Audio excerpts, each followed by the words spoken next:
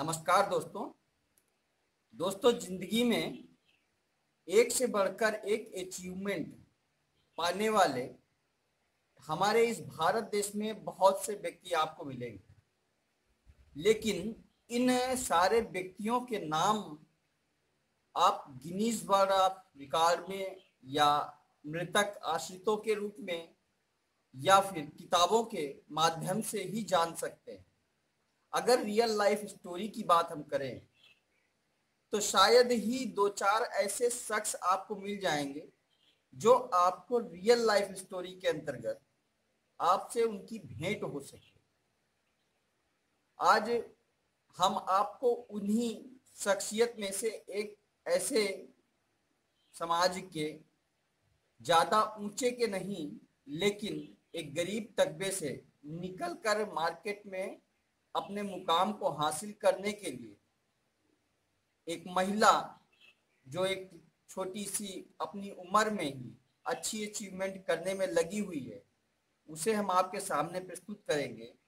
उसने अपने जीवन में माना कि इंदिरा गांधी वाला मुकाम नहीं हासिल किया, माना कि मदर टेरेसा या फिर रानी लक्ष्मीबाई का मुकाम तो हासिल नहीं किया, लेकिन उनके भावों को अपने अंदर बिठाते हुए आज जीवन में अपने परिवार के प्रति जो भी कुछ किया है वह एक सराहनीय है और उम्मीद करने योग्य है कि आज के जमाने की जो लड़कियां होती हैं उन लड़कियों को उन्हीं से कुछ प्रेरणा लेते हुए अपने जीवन में जरूर उतारना चाहिए। तो हम उनसे मुलाकात कराएंगे और अपने प्रश्नों के माध्यम से आपकी उनकी वार्ता कराएंगे, जो आपको अपने जीवन के संबंध में बताएंगी, जिससे आप भी कुछ सीखने योग्य हो सकते हैं। तो ये हैं कुमारी सीमू जी, और आपका पूरा नाम क्या है? सीमू दुबे। सीमू दुबे जी, जो कि सीमू दुबे एक उत्तर प्रदेश के एक छोटे से शहर रायबरेली के पास एक गांव है पाकर गांव, जिसकी तहसील मोहनगंज लगती है और जिला अमेठी लगता है। यहाँ की रहने वाली हैं और जिन्होंने अपनी आज की उम्र में बहुत से ऊंचे ऊंचे मुकाम को हासिल करने का प्रयास किया है, साथ ही परिवार के लिए करने के लिए तैयार होती हैं। तो सीमू जी, आप हमें ये बताइए, हमारे दर्शकों को इतना बताइए कि आपने अपने बचपन की शुरुआत अपने पिताजी के एक्सपायर होने के बाद से अपने परिवार के लिए कार्य करने की प्रेरणा कब से शुरू की? जब मैं 10th क्लास पास आउट थी, 15 साल की थी, तभी मेरे पापा एक्सपायर कर गए थे। उसके बाद मैं गांव आई और गांव में रह के मैं 11th क्लास पास आउट करने के बाद 12th से मैंने टीचिंग स्टार्ट कर दी थी। कंटिन्यू 3 साल मैंने टीचिंग की। उसके बाद NHM WHO में मैंने जॉब की, सक्षम तौर पर विभाग में की। उसमें मैं छोटे बच्चे न्यूबॉर्न बेबीज पे वर्क करती थी, जो भी 0 से 1 मंथ्स के थे उन पर मैं सारे काम करती थी कि उनको कैसे पाला जा सकता है या उनकी केयर कैसे की जा सकती है। इन सब पे मैंने लगातार 3 साल काम किया। उसके बाद में फिर आज की डेट में आप उसके बाद 3 साल जब मेरा 2017 में स्टार्ट की मैंने महिला हेल्पलाइन, महिला कल्याण विभाग में महिला हेल्पलाइन की जॉब स्टार्ट की। उसमें मैं महिलाओं से संबंधित सारे केस देखती थी, उनके जितने भी उनके उत्पीड़न होते थे, घरेलू हिंसा, छेड़छाड़, मारपीट, एसिड अटैक, रेप केस, ये सारे मैं देखती थी। जिसमें हमारे पूरे मेरा जो आंकड़ा रहा, अमेठी डिस्ट्रिक्ट में रखे 75 डिस्ट्रिक्ट का तो नहीं बता सकती, लेकिन पूरे अमेठी डिस्ट्रिक्ट में 400 सिर्फ DV केसेस मैंने देखे हैं। मतलब घरेलू हिंसा उत्पीड़न सिर्फ 400 केसेस ऐसे मैंने अमेठी में रह के देखे हैं। अच्छा, तो हम आपसे ये जानना चाहेंगे कि आपने जो महिला हेल्पलाइन नंबर 181 का जॉब स्वीकार किया अपने जीवन में, तो क्या आपके जीवन में क्या कभी महिला उत्पीड़न के संबंध में कोई घटना घटित हुई, या महिलाओं के प्रति आपका जो सामाजिक बर्ताव है उत्पीड़न का, इसके अंतर्गत इससे प्रेरित होकर आपने इस संगठन या सदस्य बनने का प्रयास किया? नहीं, देखिए मेरे साथ जो कह सकते हैं घरेलू हिंसा कई प्रकार से होती हैं। मेरे साथ 15 साल के बाद जब मैं गांव आई तो फैमिली का कुछ सपोर्ट नहीं था मेरे साथ, तो मुझे ऐसा लगता था कि अकेले होना शायद बहुत बड़ा भारी काम है। फिर इसी तरीके से जब मैं महिलाएं मेरे साथ एक जो परेशानी बना रही, तो मुझे महसूस होता था, अपना उत्पीड़न महसूस होता। जरूरी नहीं है कि घरेलू हिंसा सिर्फ ससुराल जाकर हो, कई बार मायके में भी हो जाती है। हमारे साथ ऐसा बिहेव किया जाता है कि हम लड़की हैं और एक बेटा ही सब कुछ कर सकता है, लड़की कुछ नहीं कर सकती है। समाज में तमाम तरह की बातें, जैसे हम कह सकते हैं कि लड़की हैं बाहर मत निकलने दो, ये पढ़े ना लिखे ना। 10th के बाद मेरे साथ ये सारी प्रॉब्लम्स रेगुलर ही रही हैं, बस शादी शादी शादी। मेरी फैमिली मेरे को हमेशा आज तक सिर्फ शादी का दबाव ज़्यादा बनाती है, जो मैं चाहती नहीं हूँ, लेकिन मैं सामाजिक स्तर पर शादी कर लूँगी जब समय आएगा। अच्छा अच्छा, तो आपके परिवार में हम आपसे जानना चाहेंगे कि कौन कौन से सदस्य हैं जिनको आपने एक अच्छे मार्ग पर जाने के लिए प्रेरणा दिया है? वैसे मेरी मम्मी है, जिन्होंने, वैसे वो हमेशा बहुत पुराने विचारों की थी, लेकिन अब ऐसा नहीं है। अब वो मुझे एकदम खुला छोड़ के रखी हैं, आज़ाद हूँ मैं, मुझे कभी रोक उनको टोक नहीं विश्वास हो करती हैं। चुका है हाँ। आपके ऊपर। मेरे 2 भाई हैं, आई होप वो मुझे देखकर आगे कुछ करने की ज़रूर सोचेंगे।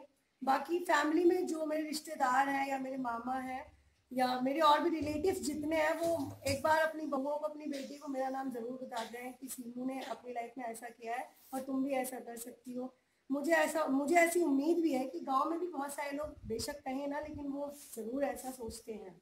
जी जी, तो आप इस नौकरी के माध्यम से समाज सेवा का भी कार्य कर लेती हैं बीच में? बिल्कुल, मैं ज़रूरी नहीं है, मेरे लिए ये ज़रूरी नहीं है कि जो केस आएंगे मैं सिर्फ उन्हीं पर वर्क करूंगी।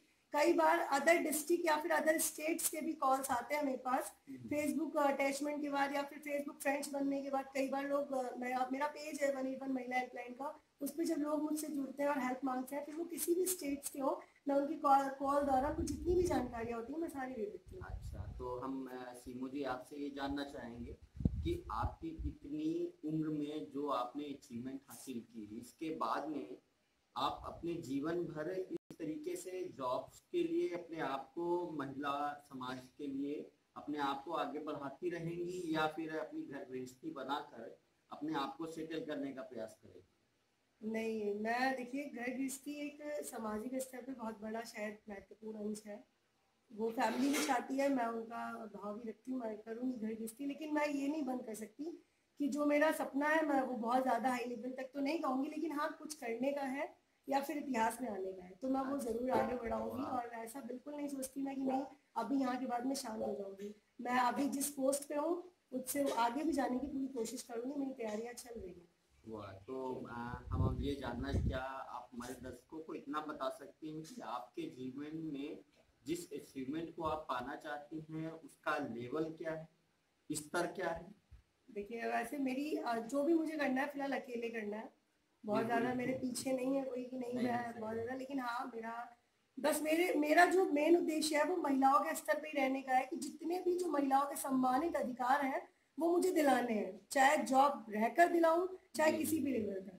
बाकी मैं जो भी जॉब करूंगी, चाहे वो पीसीएस लेवल की होगी, बहुत ज़्यादा नहीं, पीसीएस लेवल तक ही मैं तैयारी कर रही हूँ, और वो जो भी करूंगी वो सिर्फ महिला उत्पीड़न संबंधित ही रहेगा, जैसे महिला कल्याण अधिकारी एवं जिला प्रोडक्शन अधिकारी, सिर्फ 2 ही की मैं तैयारी कर रही हूँ। चलिए, एक हम क्वेश्चन आखिरी आपसे और पूछना चाहेंगे कि आज की डेट में आप जिस ऊंचाई या मुकाम को हासिल करने के लिए अपने जीवन में प्रेरणा स्रोत बनकर आगे कार्य करने का प्रयास कर रही हैं, ये प्रेरणा स्रोत के लिए आपको किसने और कब प्रेरित किया? मैं जब 15 साल की थी, 15 साल तक तो मुझे फिलहाल नहीं पता था कि दुनिया क्या होती है, लेकिन 15 साल के बाद सबसे ज़्यादा मेरी फैमिली का जो प्रेशर था या मेरे 3 भाइयों को पालने का या उनकी लाइफ खराब होने का डर था मेरे अंदर, और सिर्फ उसी को लेके मैंने अपनी लाइफ में सिर्फ पढ़ाई या फिर आगे बढ़ने का सोचा था। तो मुझे जो भी प्रेरित किया मेरी फैमिली ने किया, मेरी मम्मी, मेरे 3 भाई। अच्छा, बहुत अच्छी बात है। तो आज हमारे बीच में जो आपके सामने मैंने सीमू दुबे जी का आपके सामने इंटरव्यू प्रस्तुत किया है, हम ये चाहते हैं कि समाज को इनसे एक छोटी सी सीख जरूर लेनी चाहिए कि अपने निचले पायदान पर होने के बावजूद, जो कि एक गांव देहात से संपर्कित है और उस गांव में जिनका सहारा शायद ही कोई नहीं है, क्योंकि इनके पिताजी एक्सपायर हो चुके हैं, माँ एक हाउसवाइफ हैं और 2 भाई जो भी हैं वो इनसे छोटे हैं, तो इन्होंने अपने ही स्टैंडर्ड पर पूरे घर का बर्डन अपने आप में संभालने का प्रयास किया, साथ ही अपनी जिंदगी को सेटलमेंट करते हुए पूरे गांव के लिए, पूरे समाज के लिए और महिला समाज के उत्पीड़न को नष्ट करने का समाज सेवा का प्रयास जो इन्होंने आज की डेट में जारी कर रखा है, इस कार्य में इनका सहयोग देने वाला फिलहाल के लिए तो कोई नहीं, ये अपने आत्मबल के आधार पर मजबूत हुई हैं